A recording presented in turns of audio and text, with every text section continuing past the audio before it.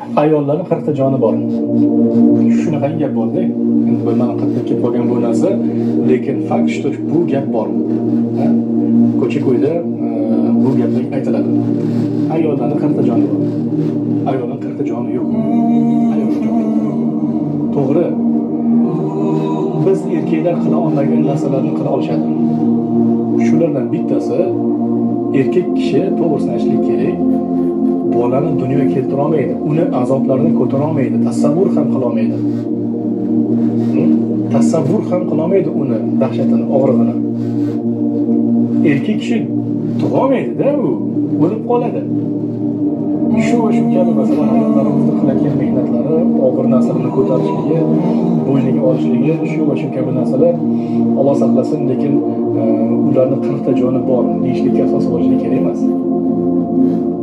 Buni ham qila olasan, buni ham ko'tara olasan, buni ham hazm qila olasan, o'lib qolmaysan. Yo'q, unaqa emas. Bizning dinimiz, bizning payg'ambarimiz sollallohu alayhi vasallam ayollarga o'ta ehtiromli va muhabbatli bo'lishlikni o'rgatgan. Muhabbatli bo'lishlikni, unga yordam berishlikni. Kitoblarda aytiladi, payg'ambar alayhisalom o'zini qovushlarini o'zida tikkanlar. Nima uchun? Boshqa ish bilan balki band bo'lgandir o'sha paytda ayollar.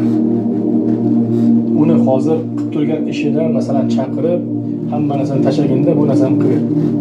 Masalan, payg'ambar alayhisalom echki sog'ganligi haqida aytiladi. Uyda echki bor, sog'gan. Nima uchun? Balkim ayollar o'sha paytda nima bilandir band bo'lgandir. Shu va shu kabi bizni dinimiz, bizni payg'ambarimiz ayollarimizga yordam berishlikka o'rgatadi. Uy ishlarida ham hatto. Og'ir bo'lmasin, qiynalib qolmasin, charchab qolmasin deb turibdi bu narsalar. Lekin biz qayerdandir ayol kishini, ayollarning 40 ta joni bor degan gapni qayerdandir olganmiz va ming afsuski ba'zi ayollar, qaynonalar, ba'zan erlar bu narsani ayollariga nisbatan, kelinlariga nisbatan qo'llaydi va hech narsa qilmaydi, o'lib qolmaydi. Bu nima? O'ladigan darajaga olib borishlik kerakmi kelinni, ayolni? Yo'q, ehtirom qilishlik kerak. Bu qanchalik ayol masalan charchamaydigan bo'lsa, ishlari yengil bo'ladigan bo'lsa, oldida bir tog' bor ekanligini his qilsa, kerak paytda himoya qila oladigan, kerak paytda turib bera oladigan inson borligini his qilsa, uni ayollik latofati ham masalan oshadi. Uni ayolligi ham oshib ketadi.